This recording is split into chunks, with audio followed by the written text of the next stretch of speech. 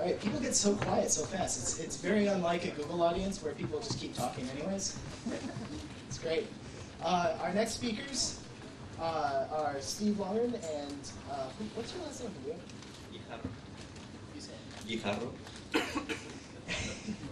They are here from they're here from HP Labs in Bristol, and they're going to be talking about a system they put together called SmartFrog. Julio is a senior researcher at HP Labs. He's one of the SmartFrog architects and has led the transition to open source. His research interests include configuration, management, testing, and security of distributed systems. Steve is a researcher at HP Labs, exploring the challenges of large-scale system deployment. He is an Apache member and a committer on something. What? On Ant. Oh, mine's cut off. He's a co-author of the award-winning book Java Development with Ant, and has just committed the second edition to the repository. This will ship just in time for Christmas, so gift wrap it for everyone. In his spare time, he's overthrowing the classic soap stacks of Java and writing a lightweight alternative Alpine. So, Steve and Julio.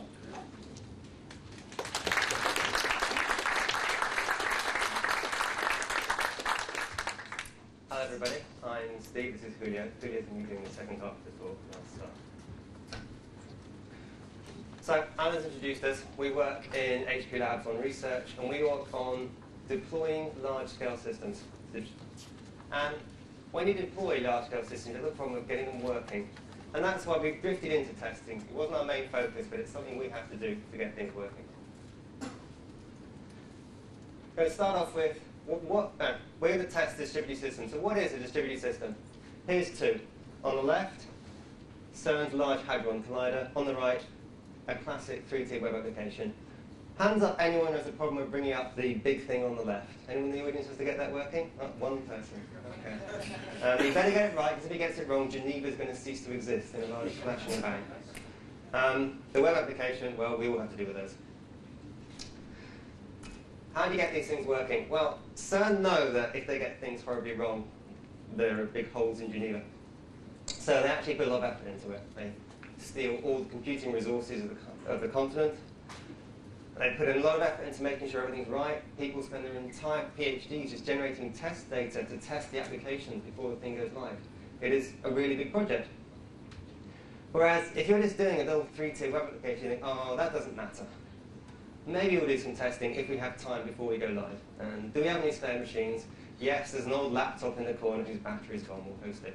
Hands up whose test machines look like the things on the right. Oh yeah, one there. Okay, two there. This is part of my home data center, by the way. We'll be testing against it later on.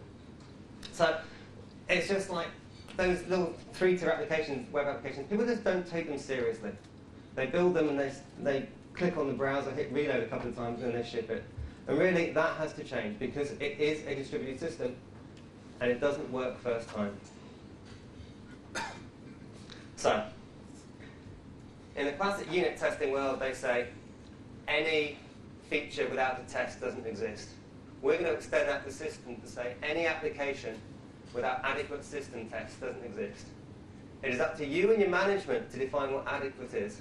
But the key point is no system tests, no application. Hands up who's shipped an application without any system tests. Ooh. So, how do we actually make system testing properly work? Probably the biggest challenge is getting those people to put their hands up saying, we haven't done tests. All of you, pretty much, to go home and write tests. It's about education, it's about motivation. And it's a really hard problem. I think it's one of the things we can discuss in the next couple of days is how to get people writing good, hard tests. I don't know how to solve it. What I can say is if we make it easier for people to actually write tests, if you provide really compelling value from writing those tests, if you write a system test and the results go, wow, isn't that good, we've got results, then maybe people will actually go ahead and write those tests. So, Julio and I, we've been worrying about the other parts of the problem, writing the tests, running the tests, and analyzing the results. And the first thing is writing those tests. And here we are not going to announce a test framework. We don't have a successor to JUnit. We have nothing like that. And the reason for that is we don't think there is a single unified test framework for system testing. There's so many different machines you're trying to deploy, and there's a front end, there's a back end, there's all that stuff, and you cannot say, yes, here is a test framework for testing systems. At a quick glance, here are some of the things that you can do to test Java-side stuff. You've got your basic JUnit 3 and JUnit 4.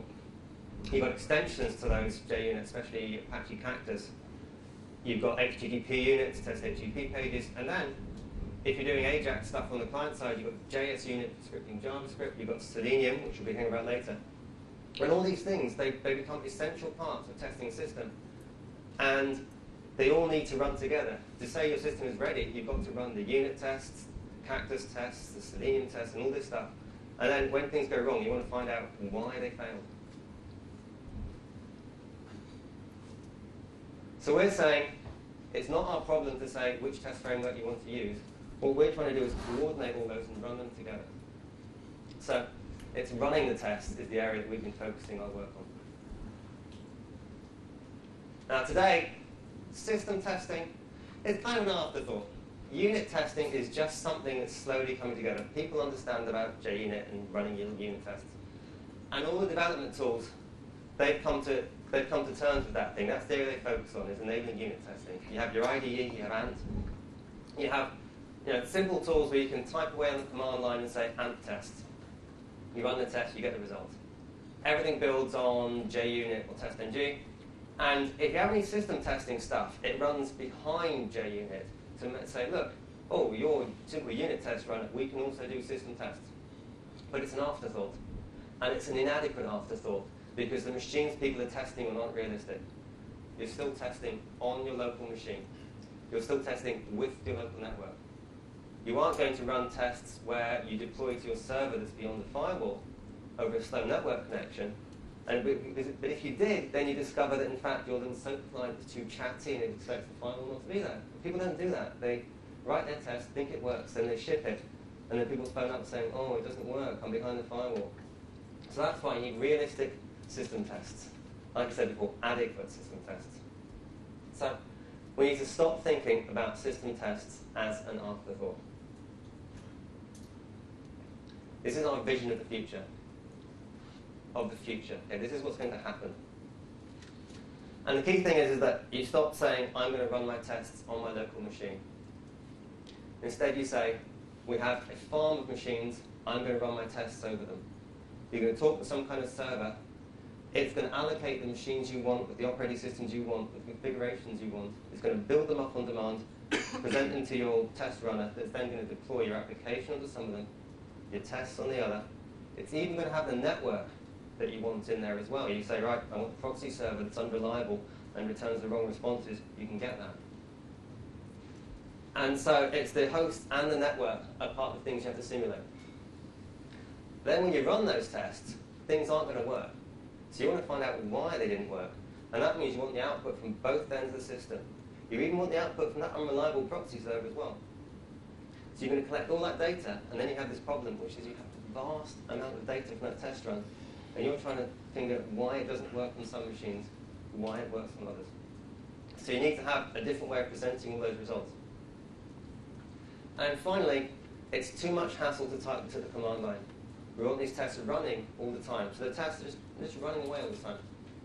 As soon as you make a change to your web application, everything redeploys, the tests run against a real deployed system, and then if the test fails, you get to know. So instead of having this kind of life cycle, normally people do something where they say code, either do code and ship, the waterfall model, or they say code, test, ship. But we actually think about deployment in the process, so now it becomes code, deploy, test, code, deploy, test in a circle. And finally, once you're ready, you go straight from test to ship. So you adapt how you work to take into account deployment and system testing. So that's the future.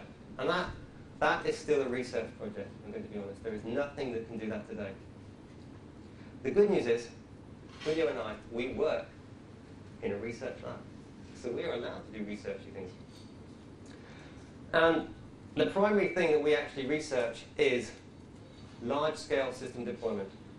how to write a complicated application and deploy it across 5 machines, 500 machines, 4 different sites.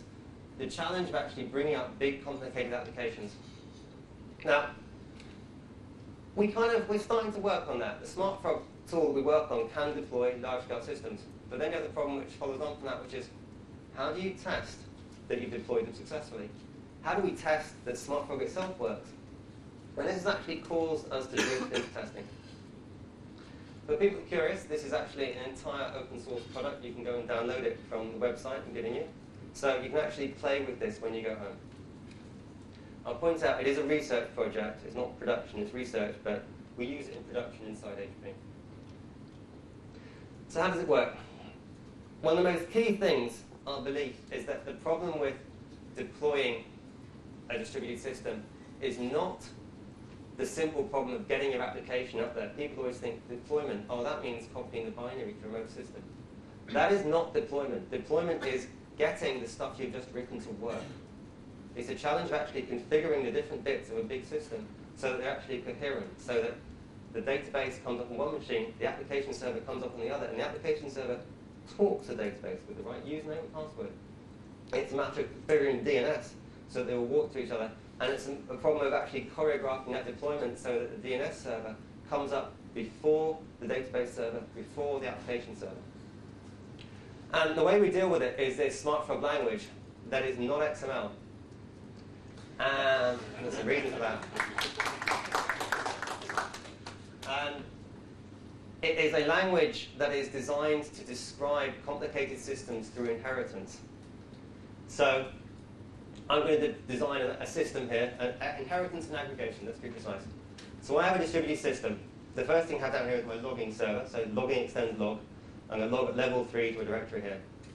That's one machine. The next thing I do is in my database, and it's extending a MySQL component. It's something that knows how to install and configure MySQL.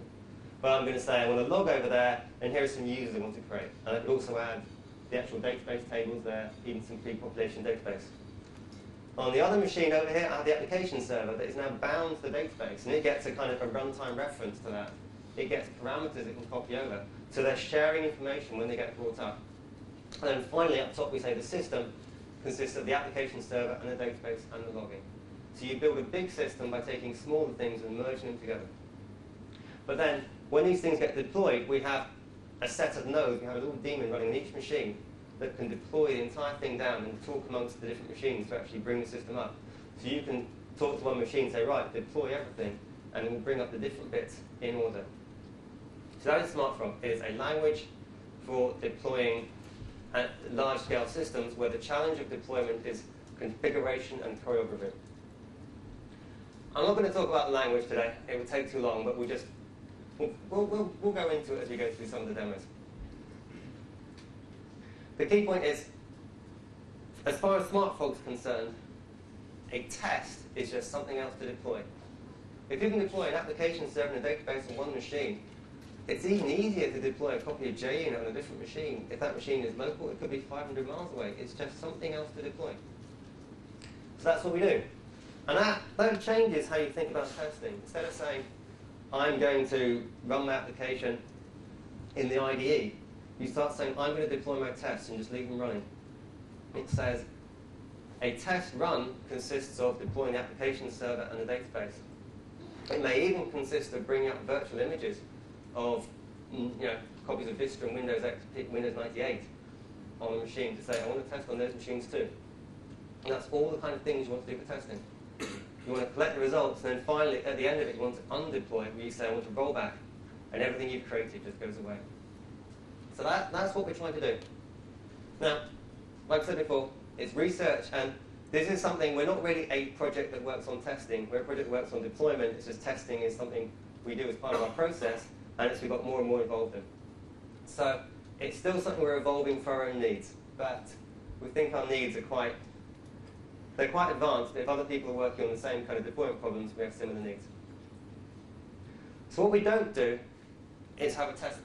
We don't have a new test framework. We think JUnit's good. We think TestNG is good. What we instead have is a test runner, a way of running arbitrary tests. So SmartFrog, it deploys components on different machines. And we have a set of components that can deploy tests and collect results. I have something here called a test runner that can run test suites. Right now we have test suites for JUnit 3.8 that's working. We have JUnit 4 and TestNGs that don't exist yet because they're not passing their tests, they don't exist. But the idea is we can run arbitrary test suites in different languages and we just want to collect the results and correlate them. It doesn't matter to the test runner which language, which framework you're using to run the tests. The main thing is it generates reports in a format we can understand. So you can run your tests on whatever machine you deploy to. The results of that can be relayed over the network to anything that's listening for tests. And we have outputs, we have basically three main listeners there: standard console output, statistics, and XML. And underneath that we have an XHTML listener, just extends XML and generate XHTML results. So while you're running your tests, your listeners are collecting the results, they're collecting statistics, and they can generate XML and XHTML reports on a different machine from where you're running the tests. I could be running the tests on 5 different machines, but I'll have one single server collecting the results, trying to correlate between them and produce reports that aggregate the results of all the different machines.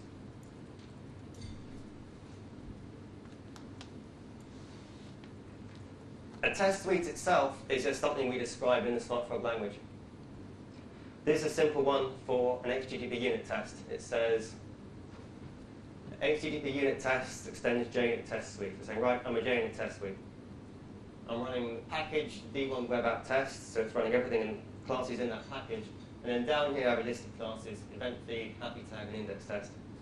The main reason I have to list all the tests is just because Java itself doesn't provide me a way to say, give me a list of all tests of all classes in a particular package. But actually it's nice because it lets me comment out tests that aren't working and problems. But then what we do here is we say, I'm going to deploy this on a machine called client. This is a magic keyword here, SF process host client, that says, when I deploy this component, I'm going to deploy it on a machine called client. So that's all. We're just adding one attribute. We can actually deploy this on a different machine. So I'm going to run these tests on the client machine.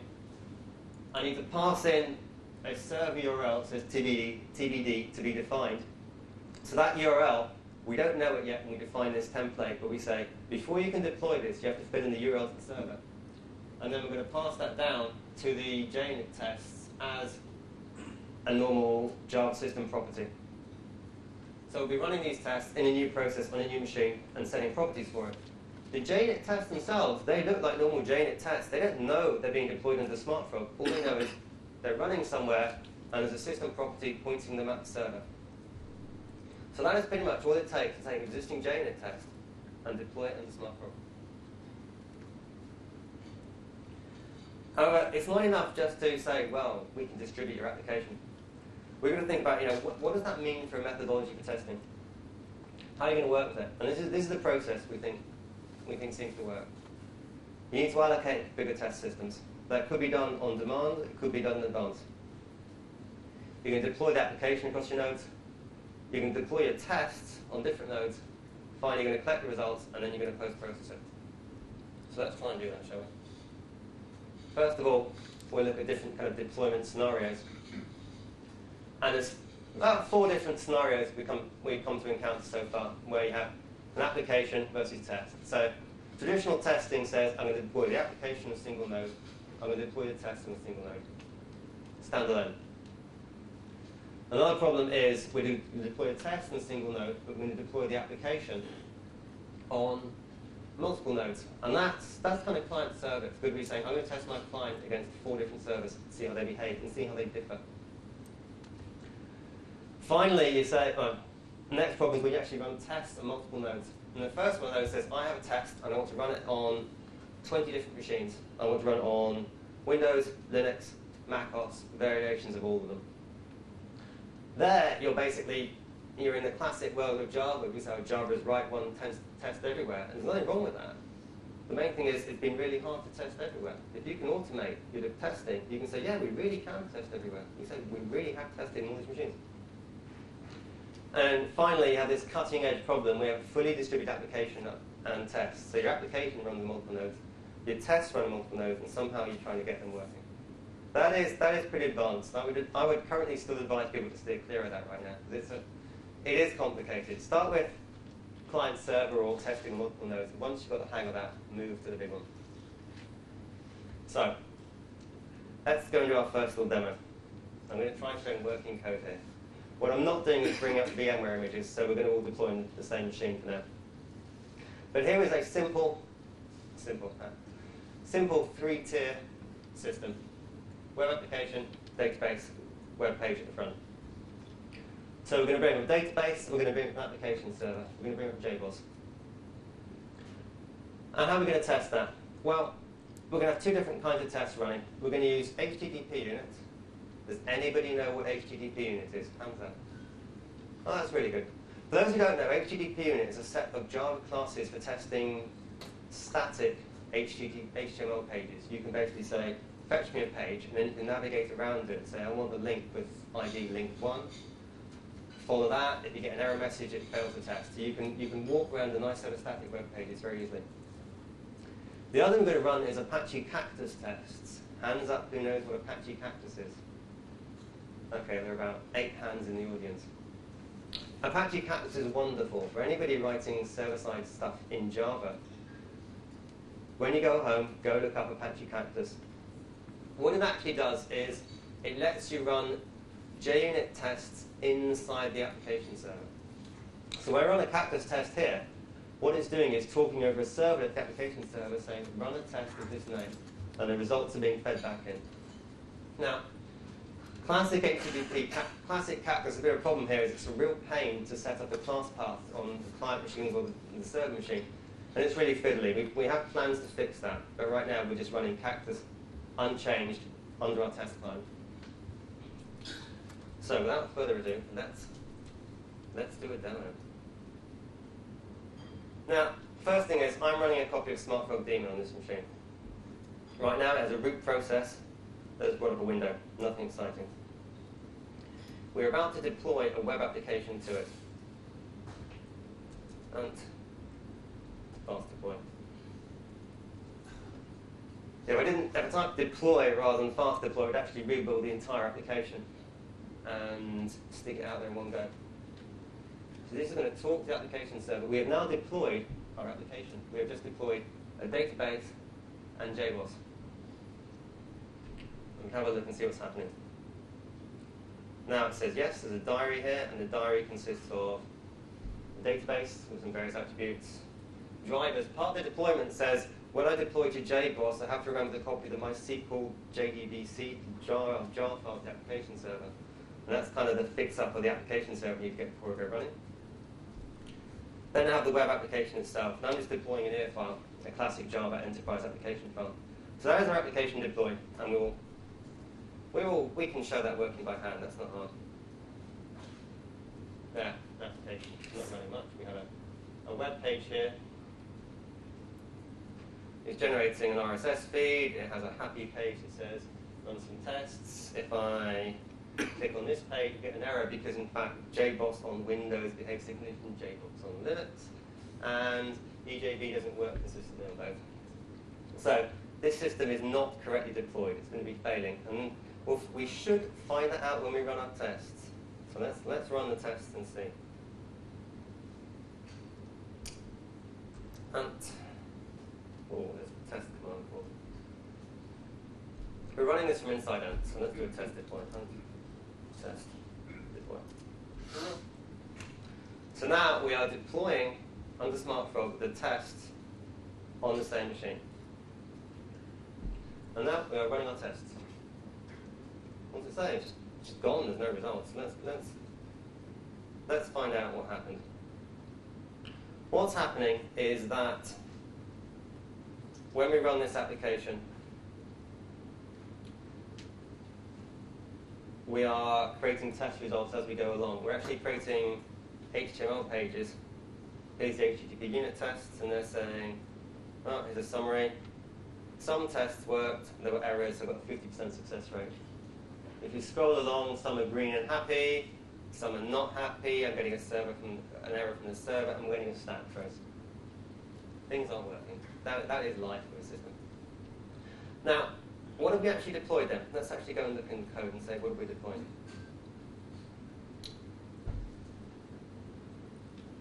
I'm deploying a component here, something called an inner test run,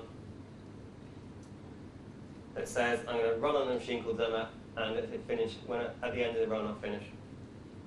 I could also deploy the repeating test run, which actually sleeps for 3 seconds and runs the tests indefinitely. So I can keep running a test forever, which is actually kind of nice during kind of evolutionary development. You just have the test running all the time.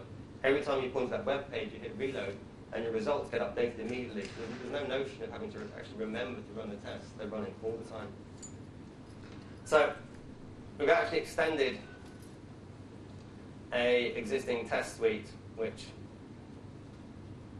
is this one here that basically says we're going to run tests and we're going to listen to the HTML results, and we're going to take some HTTP unit tests, that thing we said before, and we're going to bind it to the URL. So this is where the dynamic binding comes in. If I deploy in a different machine, I have to feed in that URL to the other systems, and it will all get connected together and work. So we're deploying the application server and the test side by side. There's nothing to stop us deploying those tests on a different machine and collecting results, which lets us test that the networks in that is working too. It lets us test that the firewall isn't getting in the way. And it lets you, scale things up. Where it becomes interesting is if you start running something like Selenium, where you can actually say, I want to test on 3 different web browsers and collect those results too. So I want to know that my application works properly under Safari, under Firefox, under IE, under IE7. We can run those tests and we can collect the results in. If everything's working, we get a nice green bar. And if something isn't working, maybe a red bar. You really want an orange bar to say, work on some and it failed on others. But then you're in the problem of analyzing the data. But the first step is we can run tests across multiple machines simultaneously in the background while you're busy developing your application.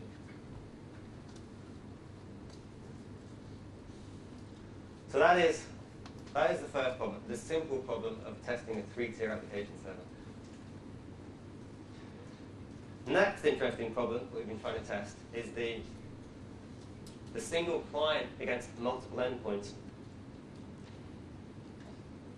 As Alan said in the introduction, I've been writing my own SOAP stack. And the reason for that is because I think the official Sun SOAP stack and the conceptual model of SOAP as remote procedure calls is in fact fundamentally misguided. I also have to use this SOAP stack as part of the implementation, the HP implementation of a SOAP API for deployment, which we're standardizing as part of the Global Grid Foundation, or Open Grid Foundation, as it's called this week. Open Grid Forum.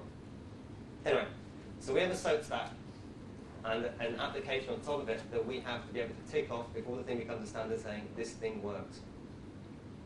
And how are we going to test that? Well, if there was, in an ideal world, there would be a nice standard set of tests for things like WS addressing, which would all be run against, and we say, yes, we have a SOAP stack that works. But there isn't that. So instead, what we do is we run our test against different machines. We have a Brazilian implementation, we have NEC implementation, and we have a little HP endpoint that actually runs at that data center I showed in the beginning of the slide on a laptop in my living room. And we're going to run our client against all those things simultaneously. Now, you can actually do this on the run. You can write a pretty complicated build file that can run these same tests. But there are some big differences when we actually treat these as something to deploy. The first one is we can run each test client in parallel. So we're going to test against the HP implementation, against the NEC implementation, against the Brazilian implementation simultaneously, 3 separate processes, with those results streaming into the website as we go along. And that's important because, particularly the one in Brazil, it's a long way away. It's pretty slow. It takes a couple of seconds for each operation to come through. If you've got every single test case is making a lot of operations, your test can take a while to run. So we're going to run the test, we're going to collect the results, and we're going to stream those results to the website as we go along. The other fun thing we can do, which I'm not going to demonstrate today, is that this HP endpoint, it's running on top of SmartFrog. And provided the ports in this firewall are open enough, I can actually redeploy from my machine here, or my machine at work, I can redeploy the HP implementation, even though the application is beyond the firewall. Which means that I can do a coordinated test of, I'm not going to test on my local machine, or do a deploy and test on a local machine. I'm going to do a deploy right beyond the firewall and run a test. And that's nice, because if it works for me beyond the firewall, I can be pretty much sure that it's going to work for other people too. One of the big problems I had with testing these other endpoints is they say my endpoint's live. And I say, well, I can't see it. And they go, oh, it's a firewall. I keep on forgetting. Because too often people say it works for my machine, so it works for the outsiders. You need to factor the firewall in. So let's go to that one. Now, let's see what applications are running right now. Okay, so we're still running our diary application on port 8080. Let's bring up our own copy of the application server. Bring up Ant again.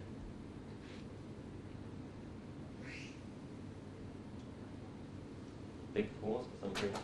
The more complicated deployment descriptor, the longer it takes to deploy usually. Here we go. We're deploying application. There we are. So this is Jetty. We're running a copy of JBoss and Jetty now, different ports. So this is our SOAP stack.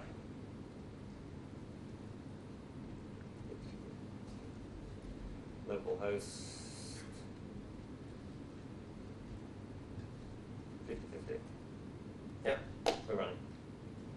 I can check that. I can go Alpine. You can join in. If I give you IP address, you can put in your browser with this, by the way. Portal. There we go. There it says this is a SOAP endpoint. I don't know anyone who's on the fire or anything wrong with that. So let's run those tests against localhost. And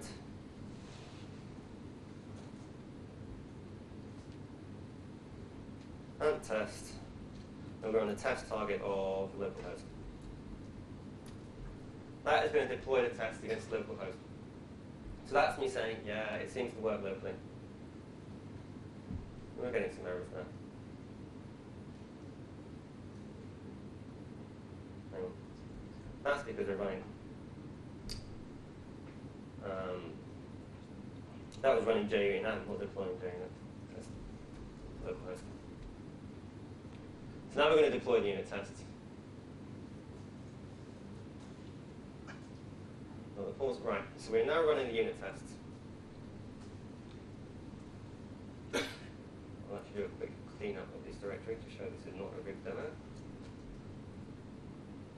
If you go into localhost directory, we're saving results under here under the host name and the process name. So localhost and a machine called Zermatt, and says, right, we're testing the SOAP portal, and look at that, everything works. Everything's a nice green color. That's what we want, isn't it? Nice and green.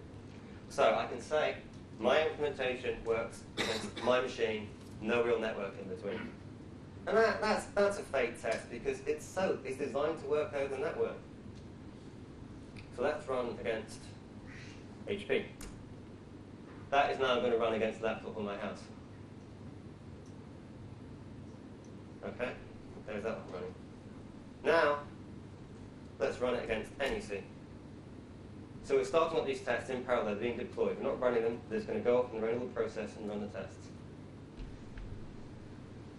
Now, our grid. Our grid is a Brazilian grid. We're doing some really interesting stuff. It's all based on Java. You can donate CPU cycles to it. And they're providing this so we can deploy stuff to their grid. So now I'm deploying, if I return to that picture, what I've just done then is I've just deployed 4 copies of the unit tests in different processes. One against localhost, one against HP, one against NEC, and one against Brazilians.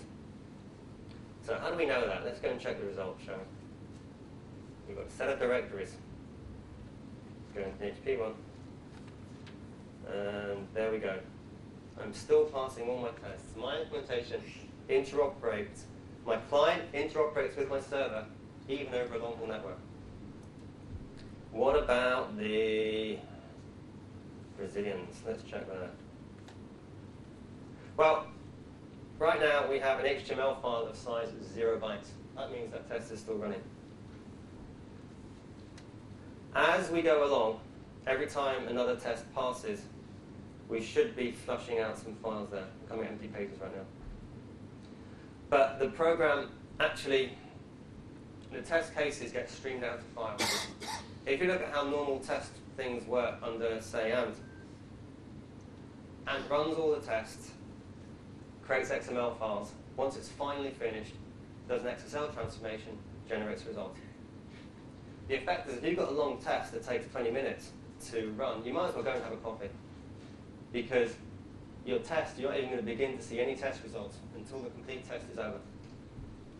What we're doing here, trying to do here, is generate HTML pages on the fly. You can see how it's going on. So now we've basically got different processes running. We have the test HP process running its listener and tests and the algorithm stuff. They're all running away. And they're slowly collecting the test results. As they come in, not running very well. Anyway, the point is we're trying to stream our test results as we go along. We're certainly straining every single test suite when it finishes its saving results. It looks like it's not flushing properly on individual test cases. And we're streaming this file out as we go along. And the reason for that is that we can generate test results on the fly. So you don't have to wait for the entire set of tests to finish before you can see the results. What we're actually doing, if you're curious, is we're creating an XHTML page where we actually paste in our style sheet. So you can then post a single HTML page around. And then it's just saving out all the things in different classes. So it is both an HTML page for end users, but it's also an XML file that you can actually post-process later on. And that means that we can actually, you don't need to generate a classic XML page, you can just generate XHTML, and then you can feed it into other applications for data analysis.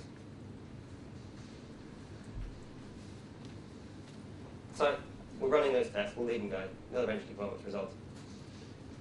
So that's distributed testing of a remote endpoint. And it's nice because it means my client, I get to test how well it handles delayed networks, how well it handles unreliable networks.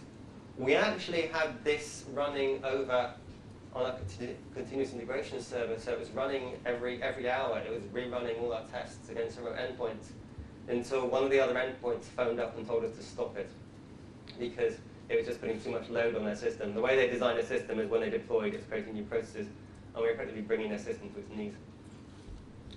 The other interesting thing to point out is that because there are no standards for things like WS addressing, our SOAP stacks don't talk together properly. We're going to have errors in there.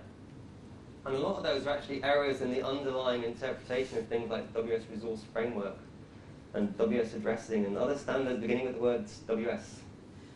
And we get into this fantastic process of blame assignment. If it's just your program against your machine, your problem. But if it's your program, their machine, somebody is at fault, and you don't want to go to any effort to change your code. So one of the things we actually do is on my remote machine, HTTP, this is my remote machine, and it is generating logs on the fly every test run. So whenever somebody runs a test against me, I'm actually creating a log of what went wrong, and I'm saving it in a public place. So people can see the stack traces on my machine when they failed. And this is actually, there's nothing special in it. I'm just using Apache Log4j can be made to save to an HTML page, in a kind of rolling HTML page. And I'm just publishing that somewhere. And the reason for that is, when the tests fail, as they will, the other person can look at my side of the SOAP stack and try and find out what went wrong. I even save the payloads of messages that come in. So there is if I can zoom this in a bit more. Here is an XML message that's been received, SOAP message, XML, whatever. And that's really nice because when that test fails, I now have the exact message somebody sent me from a remote machine that I can use to fix my code. What would be nice, and we don't have that yet, would be nice, if I could actually get that test, this log data into my application test run, so that when I run my application here, I'm collecting all the log data that gets run on the client side here, but I would like to get the log output from my remote endpoint. I'd like to pull it back and integrate it with that log, so I get the stack traces and the logs of two machines intermingled to really find out what happened. Because right now I get two logs, and I have to stare at them side by side and say, okay, that. and just kind of correlate them by hand. And now, I'm going to hand over to my colleague Julio, who will do the rest of the talk, and he will talk about how we actually test SmartFrog itself. Hello, everyone. So, the reason why we started interested in testing and why it's an interest of us, even if it's a kind of side activity in our research, it was SmartFrog. So, SmartFrog is, as Steve has been describing, it is a distributed system. So, when we started testing SmartFrog to verify that it worked in every possible situation, and we started, especially when we started taking it into production, we went through all these different scenarios for testing SmartFrog. So we went from the traditional testing of using JUnit to test all the different classes in the code. Then we started testing parts of the daemon or parts of the application that we were deploying. Then we started as well running SmartFrog in different platforms, because we basically ran SmartFrog back in our site. We tested SmartFrog with 4 different platforms. We test with Linux, we test with Windows, we test, because we are HP, we test with HPUX, and also we test with macOS. So we had to write to run all the tests in all the different systems. But SmartFrog is a distributed system, so that wasn't enough to test to verify that it worked. Many times we went into production, and when we were deploying a real distributed application, something was failing in the system. To test the distributed system, one of the things that we had to do was to develop an application that we could test as well. So the arithmetic application here that is being deployed as part of the test is an application that will have a deterministic output. So it is a very simple application. It's a calculator. So each component runs a different operation, a different arithmetic operation. So in that respect, what we can do is to generate a complex calculation, then create a template using the language that describes that operation, and then distribute the different nodes, the different operations in different nodes, and then collect the results. And because we know the output of the operation, we can verify that the application is working. The application in itself is generated automatically, so we can decide if we want to test this application in 3 nodes or 5 nodes or 500 nodes. And then the system will take care of it if you have the resources for deploying it. Then, once we have the application that we wanted to test, we tried to look around to see if there was anything that we could use to test this application, to basically to test SmartFrog and see. And we couldn't find anything, so the thing that we thought about, well, that's what we do deployment of LargeScale systems, so let's use SmartFrog to deploy it. So, in the diagram what you can see is that basically we use an unstable version of SmartFrog, which is deployed in every node. And then when we deploy a test, what we are doing is really starting a new network of nodes using different JVMs. So these nodes will deploy a new JVM, and those new nodes will use the latest code from CVS using whatever version you want to test. And then it will deploy the application as well on top of it. And the last thing that this test runs is basically goes to the same application, running it through different scenarios. So basically, you can deploy SmartFrog without no security. We don't recommend that unless you are running your own system and you are in a closed network. We run the system without dynamic class loading, where all the Java classes and everything can be downloaded remotely when the daemons need it.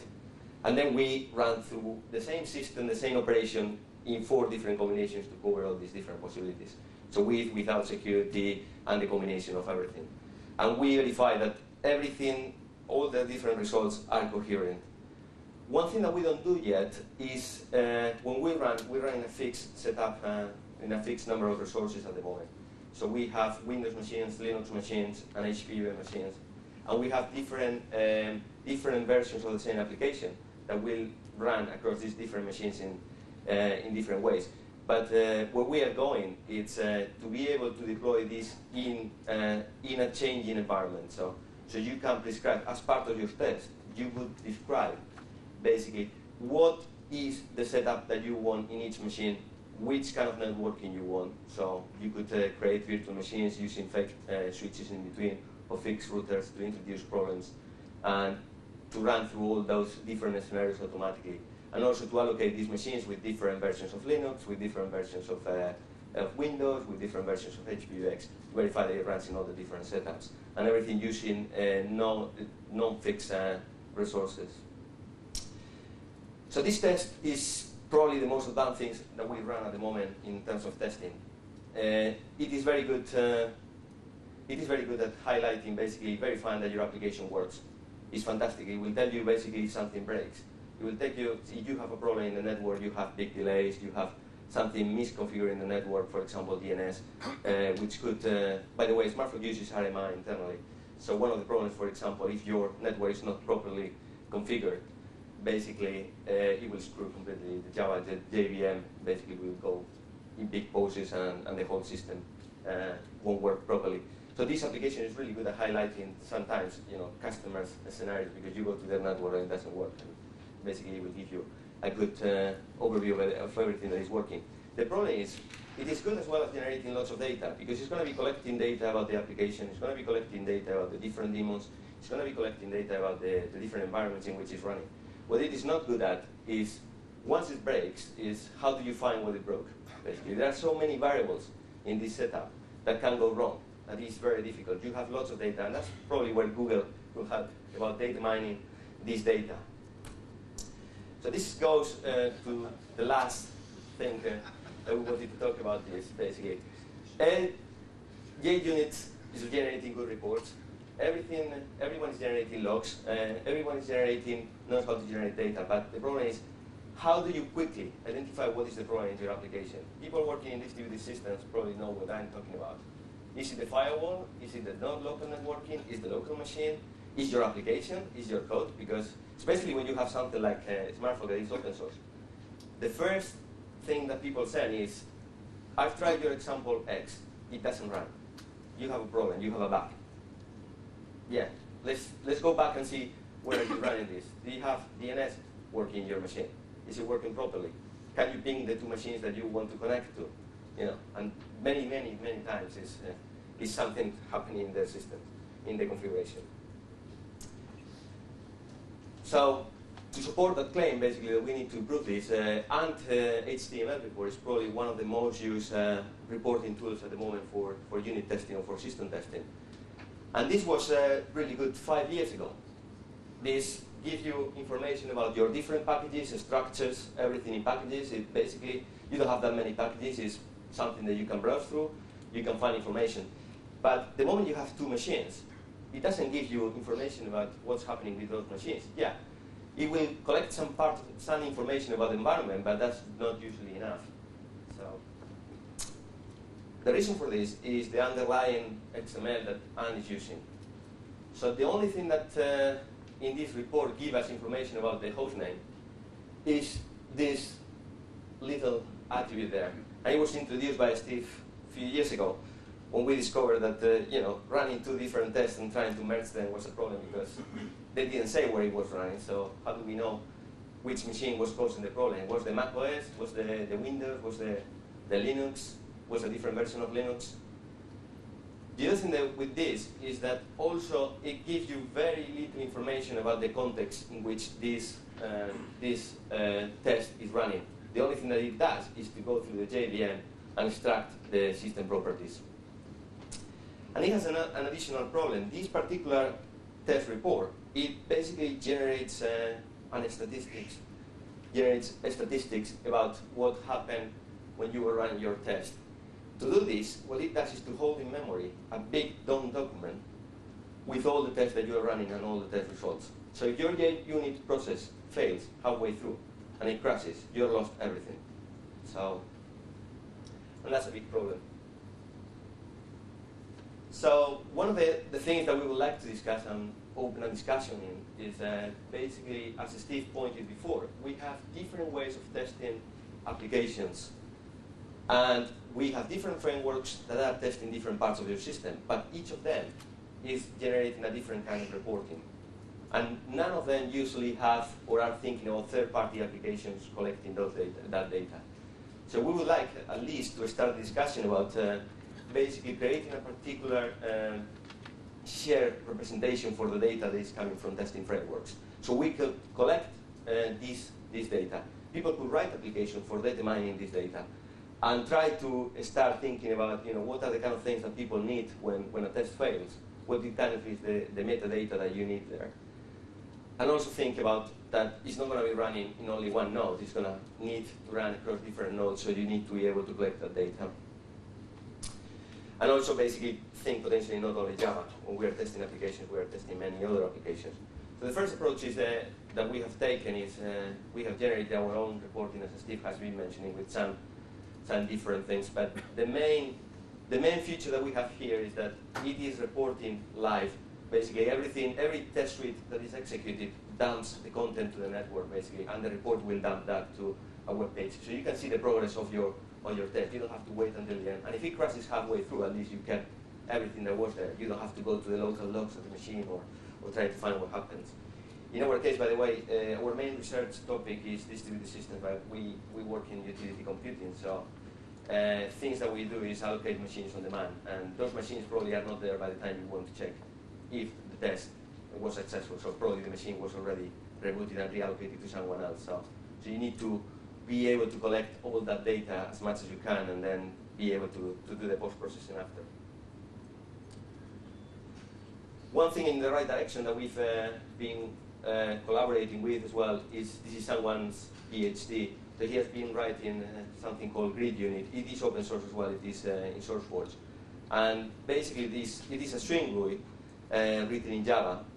But what it does, it is the first step in the right direction because it's trying to aggregate all the data from different machines and trying to give you a way of navigating easily between the different sets of data that you collected, and you can compare why a test was failing in one machine, why it wasn't working in the other machine, even if it was the same test and both of them were running Linux.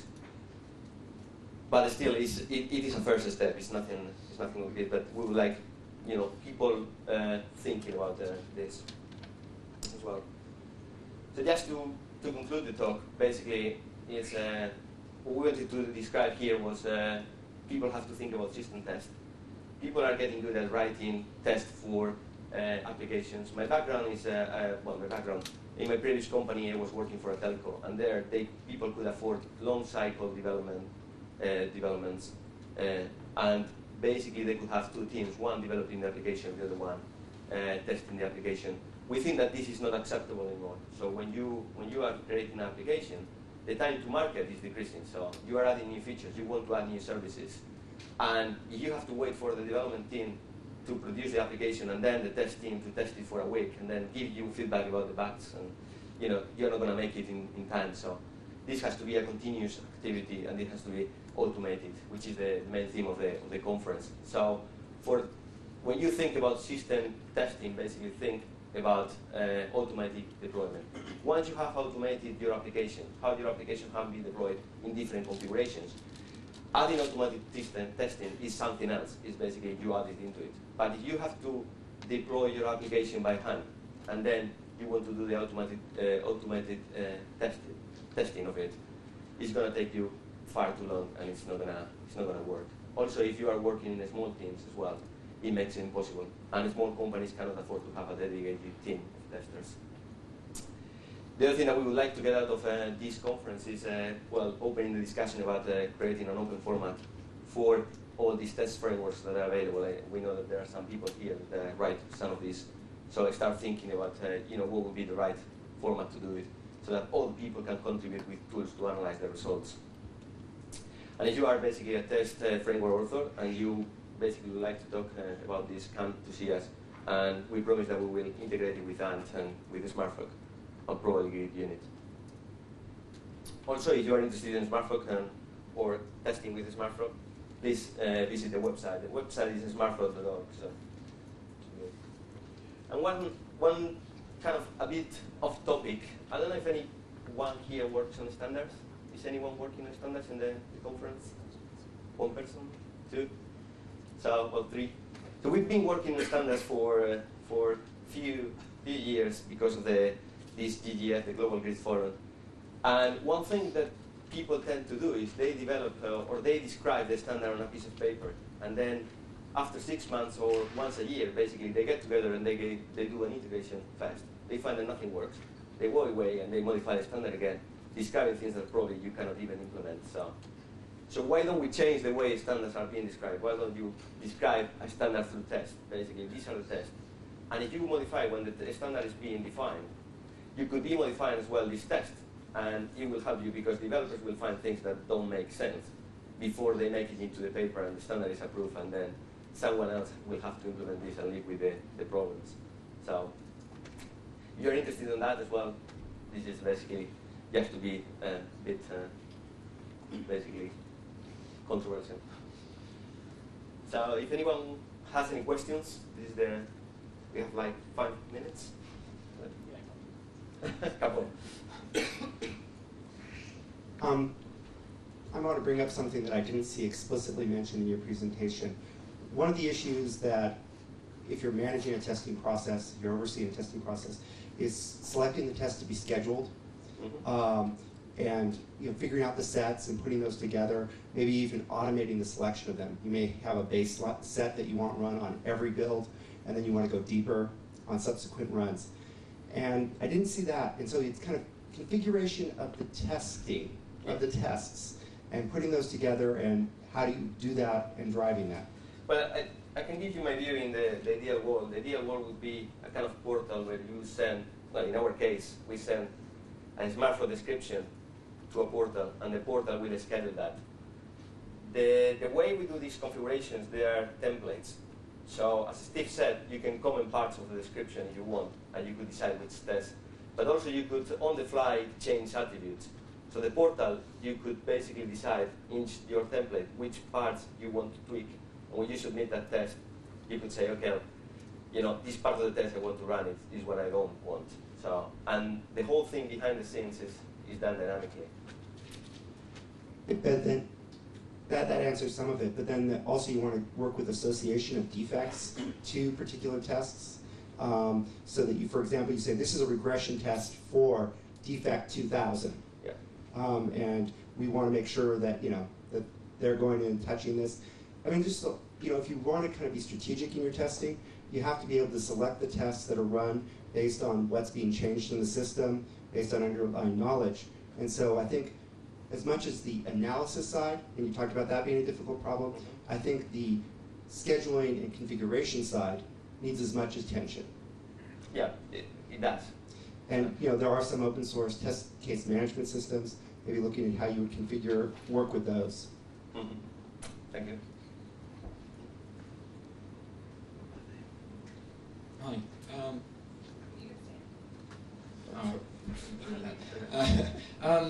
Collecting test results is from a distributed system is very similar to network monitoring and management, and HP already have a very good tool for that. It's called OpenView. Did you look at integrating or extending OpenView to be a platform for this kind of thing? It's not open source. Okay. Well, I just want it to work well. Yeah. You mentioned OpenView. OpenView is a good case for distributed testing. It would be a fantastic source of test data to feed into the logs. Okay, but I mean, it allows you to monitor and analyze what's going on in your network. Yeah, that would be one of the sources for your data. So in this case, for example, we are not getting any data, or in our SmartFrog test, we don't get data from the routers or the switches. But sometimes, we have examples in which run multicasting. So we would like to know the configuration of the routers involved in that. That's where you could feed into, you could get information from OpenView, which is good at collecting that. And then still we have the problem how to aggregate this data and to make sense of it when you have it. Yeah, but for example, OpenView is a good use case as well for testing, because it covers so many systems and so many network systems, and so They have a good test problem, I'll say that much. Okay, so I've got one observation and a question. The observation is that if you're looking at an XML format for sending results back, then I think you should at least base it on atom feeds, because atom entries can live outside of an atom feed and have data updated and so forth. So you could use that as a wrapper for whatever payload that you have underneath. But the question is really how you deal with testing different versions of the same thing. I mean, it seems very plausible with your test setup, you're testing different applications at the same time. But what about if you're testing like the head version versus the stable version of the same thing, that maybe you've got collisions on various locked resources like ports or files? And these are configuration problems. The Yeah. way I see it, basically you specify in that particular case, or I can talk about the SmartFrog or different. So you can specify, you can build what is the application that you're going to deploy. So you could have two different systems running two different versions of the same, and try to do that. But the way I see it is, how do you describe this? How do you describe the configuration of what you want to test? And then would you need two separate configuration files for making that happen? Because really, it's the same thing, and you've got to configure it in the same way. It's just running different instances almost, maybe different code levels. Yeah, it's actually if you're using something like the Maven repository thing to actually switch versions of your artifacts, all you do is change one property value to say I want version 10.01, and you can do everything else switches. So that's how we run. One thing about running different versions is it's a good source of regression data. That's part of data mining. Be enough to say it's not enough to say it works. We're going to say it's worked, and it takes 3 times as long, and the router's setting an alert saying you just flooded the network. So there is by running multiple versions, there's a lot of extra data you can generate and analyze. And we have done nothing of that, but I'd like to volunteer from the audience to do it for us. Nobody puts their hands there.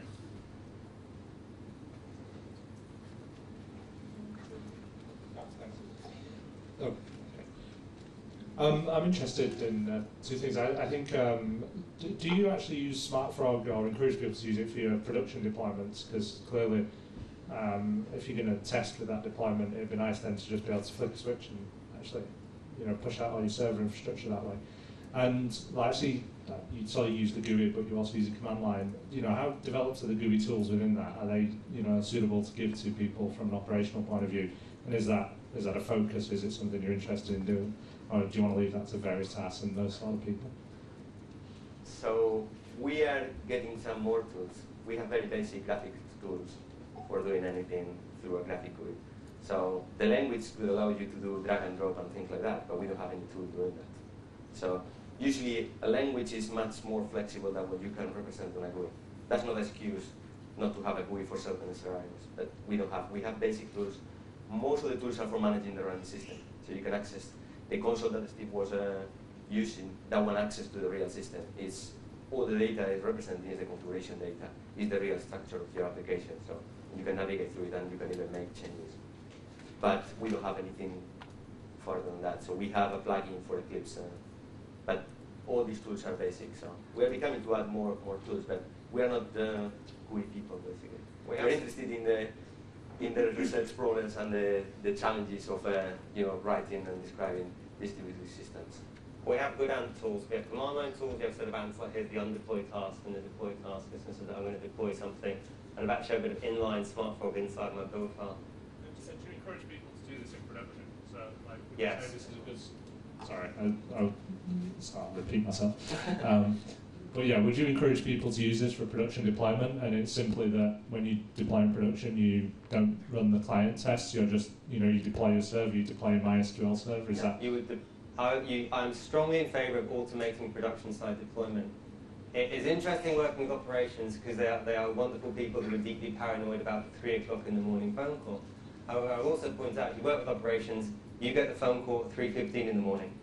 When it doesn't work, they go straight on to the developers afterwards. So I think one of the things you need a deployment-centric process where you don't have a separate operations team. You actually work with operations right from the beginning, and you're continually testing to machines they manage. They're working with you right from the beginning, so you don't have a hard split between development and production. It's just all one system with one team working on it. And that yes, you want to automate production system deployment. So my final question would, do you have a sort of vision of SmartFrog daemon running on, as part of, say, a standard Linux distribution or whatever, so that, developers can write this stuff and then hand it over to operations in the same way they might do as a DAM package or something like that? Yeah. We just finished a project that we did with 12 animation companies in UK. We ran a kind of experiment. We had some interest as well about, we had collaborations in HP Labs with DreamWorks, and we had some interest in rendering applications, for example. So we did, we just finished a project called SEED, SE3D. So you can go to, it's basically everything is public on the net as well, where 12 people were competing for resources. So they were accessing remotely to our utility. So all the backend servers, 500 machines in the backend, were managed through SmartFrog. These ran during 9 months for 24 hours. So that can give you an idea of if it's production ready or not. And the machines were not in Bristol, so people were contacting with part of the service running in Bristol. The machines were in Palo Alto and remotely managed there because they have faster machines there than we do.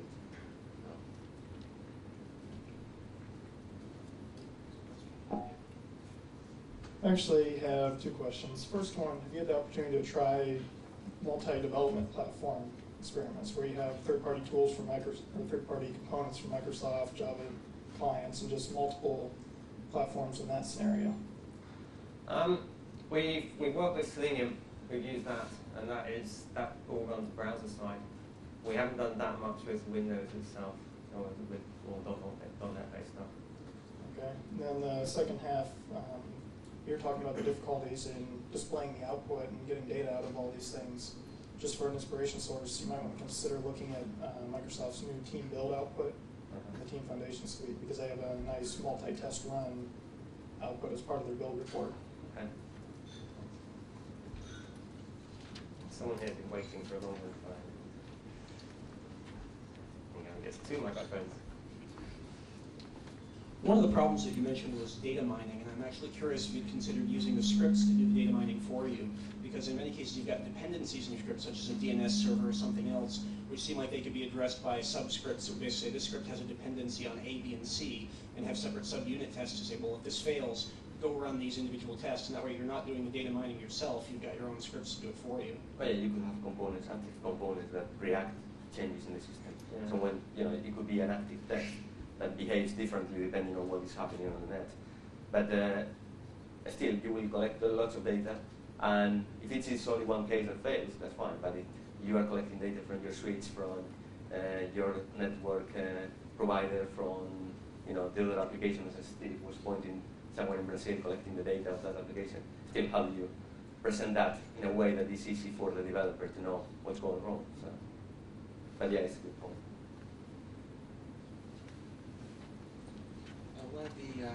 One of the hardest aspects of building, testing, designing distributed systems is what you do in the face of hardware failure. And I saw that you were bringing up virtual hosts and running into those to run your tests. We love them. Yeah, they're great, aren't they? Have you thought about how you might use those to deterministically produce hardware failures and then test the software reaction to that? Not through hardware failures, but what you can do is you can bring up some hosts, some Linux hosts configured to act as routers, and you can simulate network failures that way, and unreliable proxies and that kind of stuff. But we haven't simulated things like the PC that overheats. We haven't got anything like that, or the machine that's prone to race conditions. One of the interesting problems with dynamic allocation of machines is that not all machines are equal. No matter how much everyone says that your 500 machines are identical, there's one in the corner that overheats faster. And it's got a different clock and it's more prone to race conditions. So we have one machine, Eric's machine, that's just hideously unreliable. He's not allowed to touch it because it shows race conditions more than any other box, and we just leave that alone. But that's actually something you want to remember when you do a test run, is actually which machines you've got allocated, and when you rerun your test, you don't just want to say, oh, I want to rerun on the Windows box. You want to say, I want to rerun on the Windows box that failed before. And also, it'd be nice to be able to bring up a virtual machine, run in it, and say, when you hit this breakpoint, kill the virtual machine, because I'm going to test what this part of the system does, and suddenly this machine crashes. Well, those kind of things we can do, yeah. It's limited to what you can simulate in terms of hardware failure. Yeah. You can certainly simulate network partitions quite easily. Yeah, you wanted test framework authors to contribute to an XML interchange format. Mm-hmm. Do you have kind of like a version 1 that we could try and hit right now? Hey, we're not telling you what to do. We want to listen. Which framework are you implementing? I've got two. There's C Green in C and Simple Test in PHP. To be honest, I'm not entirely sure what makes the best format. We still need to decide that, but I think we ought to collaborate. If we come up with a good one, I promise we'll go with the SmartFrog, and I can put it in ANT as well. And the TestNG people are quite interested in one, so we should work together on this. Not yet. Not yet. We have some. Well, we have the ANT one, we have our one, but they're limited. They're just lessons that we should use in a real design. Yeah, the problem is that we have a limited view. That's why we are raising the question.